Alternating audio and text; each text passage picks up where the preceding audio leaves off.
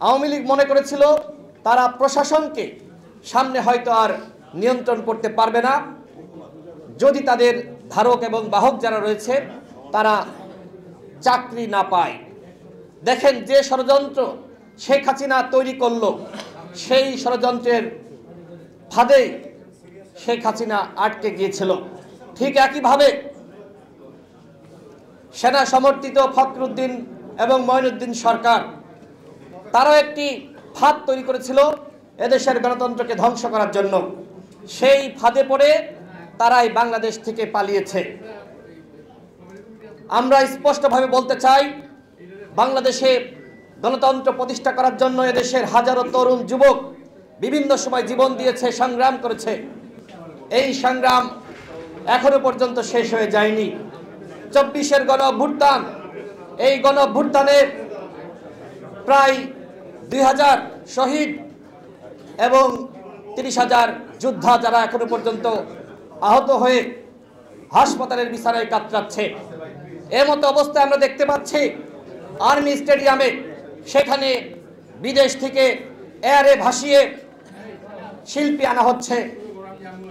বিপ্লবের পরে যেখানে এখনো পর্যন্ত এদেশের জনগণ শোকে মাতম, সেখানে নাচ গানে উন্মাদনা তৈরি করা হচ্ছে। এগুলো কিসের ইঙ্গিত?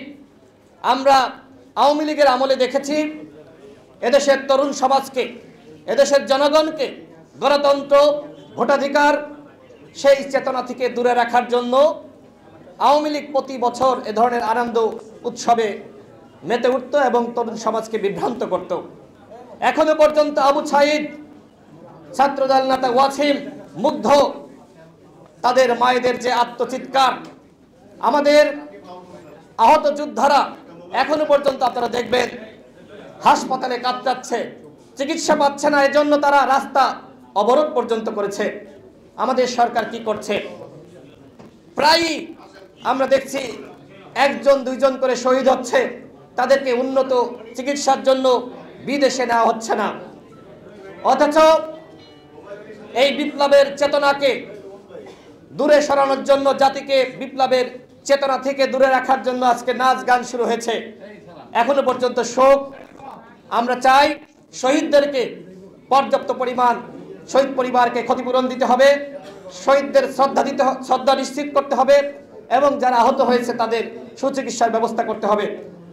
আগামীতে এমন একটি নির্বাচন হতে হবে যে নির্বাচনে আওয়ামী লীগ অংশ নিতে পারবে না।